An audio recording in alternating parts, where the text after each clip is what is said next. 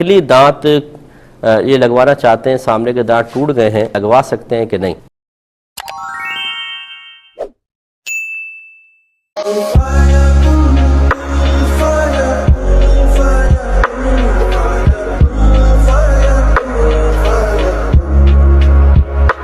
اعوذ باللہ من الشیطان الرجیم، بسم اللہ الرحمن الرحیم۔ خواتین و حضرات، السلام علیکم ورحمۃ اللہ وبرکاتہ و مغفرتہ۔ دیکھیے، بھائی نے کویسچن کیا کہ نکلی دانت یہ لگوانا چاہتے ہیں، سامنے کے دانت ٹوٹ گئے ہیں، اب یہ نہیں پتا کہ وہ نقلی دانت کس مادے کے، کس چیز کے میٹیریل کیا ہے، کس سے تیار کیے گئے ہیں، تو وہ ان کو پتہ نہیں، تو کیا لگوا سکتے ہیں کہ نہیں؟ تو یہ دیکھیں، ایک اصول میں ذکر کر دیتا ہوں، اس قسم کے بہت سارے مسائل آپ اس سے حل کر سکتے ہیں۔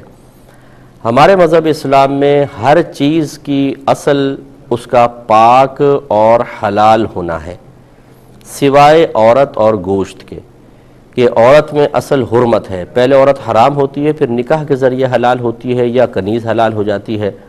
اور گوشت کے سلسلے میں بھی کہ جہاں پر گوشت مشکوک ہو، مثلا آپ کسی غیر مسلم کی کنٹری میں چلے گئے اور وہاں پر آپ کو گوشت مل رہا ہے غیر مسلم کی دکان سے، تو پھر یا مطلب یہ پتہ نہیں چل رہا کہ بیچنے والا مسلمان ہے یا کافر ہے، یا کسی اور کنٹری سے آپ کے یہاں پر آیا ہے اور وہاں پر آپ کو پتہ نہیں کہ غیر مسلم بھی رہتے ہیں، مسلمان بھی، کس کا گوشت ہے، تو پھر گوشت میں اصل حرمت مان کر اس سے اجتناب کیا جائے گا۔ یہ تمام کنڈیشن ذرا ذہن میں رکھیے گا، یہ گوشت کے سلسلے میں جو میں نے ذکر کی ہیں۔ چنانچہ اگر آپ کسی مسلمان کنٹری میں ہیں اور وہاں پر کوئی مسلمان گوشت بیچ رہا ہے، تو پھر آپ کو پوچھنے کی ضرورت نہیں کہ یہ حلال ہے یا حرام۔ جیسے آپ پاکستان میں ہیں اور یہاں پر آپ ہزارہ شادی بیاہ میں مرغیاں کھا رہے ہیں، گوشت کھا رہے ہیں، اسی طرح دکانوں سے خرید رہے ہیں، آپ کبھی نہیں پوچھتے صحیح ذبح کیا ہے کہ نہیں کیا، یا شادی بیاہ کے ہال میں آپ کھانا کھا رہے ہو تو ان سے میزبان سے پوچھیں بھئی صحیح حلال تو کروا لیا تھا کہ نہیں، کوئی نہیں پوچھتا، تو وہ اس کا حکم ایسا نہیں ہے۔ جہاں شک و شبہ ہو وہاں پہ حرمت کو فوقیت دیں گے۔ ان دو چیزوں کو ہٹا دیں، باقی تمام کے بارے میں حکم اس آیت سے نکلے گا کہ هو الذی خلق لکم ما فی الارض جمیعا، کہ اللہ تبارک و تعالی وہ ذات ہے جس نے زمین پر جو کچھ ہے سب کا سب تمہارے لیے، تمہارے نفع کے لیے رکھا ہے، یا اس سے تمہارے لیے نفع کو جائز قرار دیا ہے، یا اس نفع کے لیے تمہیں پیدا کیا، تمہاری ان تمام چیزوں کو نفع کے لیے پیدا کیا ہے۔ اور نفع یقینی سی بات ہے اسی سے اٹھا سکتے ہیں جو پاک اور حلال ہو۔ تو اس آیت سے ثابت ہوا کہ دنیا کی ہر شے ہمارے لیے مباح ہے، ہم اس سے نفع اٹھا سکتے ہیں، صرف حرام اسی کو کہیں گے جس کے بارے میں پھر کوئی دلیل مل جائے اور وہ چیز اس آیت کے حکم سے باہر نکل کر کسی اور دلیل کے تحت آ جائے۔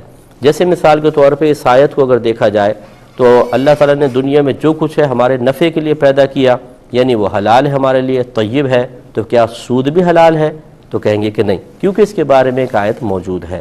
کیا رشوت بھی حلال ہے؟ نہیں، کیونکہ الگ آیت موجود ہے۔ کیا مردار جائز ہے؟ نہیں، کیوں؟ الگ آیت موجود ہے۔ اسی طرح جس چیز کے بارے میں ممانعت ہے وہ چیزیں اس آیت کے حکم سے نکلتی جائیں گی۔ اب لہٰذا معلوم ہوا کہ اگر کسی کے بارے میں کوئی الگ آپ کے پاس دلیل موجود نہیں ہے تو پھر وہ حلال اور طیب ہوگی اور اسی آیت کے تحت آئے گی۔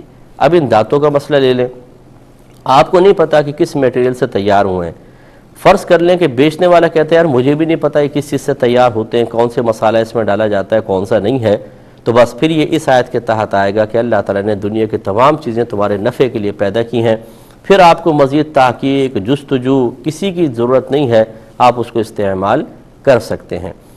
بعض لوگ ایسے ہوتے ہیں کہ جو ہر چیز کی تہ میں جانے کی کوشش کرتے ہیں، وہ اپنی زندگی کو خود تنگ کرتے ہیں، وہ مطلب یہ کہ شرعی رعایتوں سے اگر فائدہ نہیں اٹھاتے تو وہ پریشانی رہتے ہیں، وسوسوں کا شکار رہتے ہیں، اور پھر وہ تحقیق اور جستجو، کسی کی کچھ تحقیق ملتی ہے، کسی کی کچھ، وہ فیصلہ نہیں کر پاتے۔ اور میں نے اس قسم کے وساوس کے شکار لوگوں کو یہ دیکھا ہے کہ وہ جس میں ان کو وسوسہ پیدا ہوتا ہے اس میں تحقیق کریں گے، اور ہزارہ چیزیں بغیر تحقیق کے استعمال کر رہے ہوں گے، ان کو کچھ بھی نہیں ہوتا، یہ بھی مناسب نہیں ہے۔ تو گزارش یہ کر رہے تھے کہ بعض لوگ ہر چیز کی تحقیق کی طرف آنے کی کوشش کرتے ہیں، یہ کیسے بنی ہے، یہ کیسے بنی ہے۔ شریعت نے اصول بیان کر دیا کہ اگر کسی چیز کے بارے میں آپ کو یقینی طور پہ حرام ہونا معلوم ہو، ناپاک یا نجس ہونا معلوم ہو، اس سے آپ اجتناب کریں گے، اور نہیں معلوم ہے اور آپ مطلب آسانی سے کوئی تحقیق ہو سکتی ہے، مطلب کسی سے آپ نے پوچھ لیا، جیسے دکاندار بیچ رہا ہے تو وہ کر لیں، لیکن آپ کو بہت زیادہ ڈیپلی جاننے کی کوئی ضرورت نہیں ہے، وہ آپ کے لیے طیب اور حلال ہے۔ اور کسی بھی چیز کے حرام ہونے کا یقین چند چیزوں سے ہو سکتا ہے۔ نمبر ایک، آپ نے اپنی آنکھوں سے کسی شے کو کسی شے میں ناپاکی کو ملتے دیکھا ہو، یا ناپاک چیز سے تیار ہوتے دیکھا ہو، یا پھر کسی عادل شخص نے دیکھ کے خبر دی ہو۔ عادل اسے کہتے ہیں جس کا ظاہر باشرہ ہو، صاحب علم بھی ہو، صاحب تقوی ہو، اس کے گھر والے، اس کے قریبی لوگ گواہی دیتے ہوں، کبھی یہ جھوٹ نہیں بولتا ہے اور تمام عبادات بجا لاتا ہے، صغیرہ کبیرہ گناہوں سے بچتا ہے، وہ ہوتا ہے عادل شخص۔ وہ اگر دیکھ کے آپ کو آ کے بتائے کہ میں نے دیکھا تھا کہ ایسا ہے، تو اس کی خبر دینا بالکل ایسا ہے جیسے آپ نے خود دیکھا ہو، پھر اس پہ آپ کو یقین کرنا ہوگا۔ یا آپ اپنی آنکھوں سے چیز کو دیکھ رہے ہیں، یا جیسے میں نے پہلے بتایا، یا باہر کی خبر پہ اس طرح اعتماد کر سکتے ہیں کہ وہاں کی کمپنیاں بعض اوقات قانونی اعتبار سے ان پہ لازم ہوتا ہے کہ جو کچھ آپ نے اس میں میٹیریل ڈالا ہے وہ آپ لکھیں اوپر، تو انہوں نے اگر لکھا ہے کہ اس میں ہم نے ناپاک چیز ڈالی ہے تو پھر اس قول کا بھی اعتماد کر کے اس سے بچا جائے گا۔ باقی اگر آپ کو نہیں پتہ، جیسے مثلا ایک صابن آپ کے پاس آیا، اب یہ کیسے تیار ہوا ہے باہر کا صابن، اب بعض لوگ کہتے ہیں جی باہر کا صابن استعمال نہ کریں، ضرور اس میں ناپاک چیز ملی ہوگی۔ بھئی کس طریقے سے آپ نے دیکھا ہے آنکھوں سے؟ نہیں۔ کسی عادل شخص نے خبر دی؟ نہیں۔ کیا اس پہ کچھ لکھا ہوا ہے؟ نہیں۔ پھر آپ کیسے کہہ سکتے ہیں؟ تو اگر آپ یہ کہتے ہیں نہیں وہ اکثر ڈال دیتے ہیں حرام چیز، تو ضروری تو نہیں کہ اکثر ڈالیں تو اس میں بھی ڈالا ہوگا۔ پھر زیادہ سے زیادہ یہ کہ اگر آپ کا دل نہیں چاہ رہا تو آپ اس کو چھوڑ سکتے ہیں، لیکن اس کے حرام ہونے کا فتویٰ نہیں دے سکتے ہیں، بلکہ یہ اس آیت کے تحت آئے گا کہ اللہ تعالیٰ نے ہر چیز تمہارے نفع کے لیے پیدا کی ہے۔ اس اصول کو ذرا ذہن میں رکھیں تو اب اس کا خلاصہ یہی ہے کہ آپ ان دانتوں کو استعمال کر سکتے ہیں۔ ہاں، اگر تیار کرنے والے خود یہ بتا دیں آپ کو، یا کسی طرح آپ کو معلوم ہو جائے کہ اس میں حرام چیز کی آمیزش ہے، تو بہتر ہے کہ پھر اس کو نہ استعمال کریں، کوئی اور دانت وغیرہ آپ استعمال کر لیجئے۔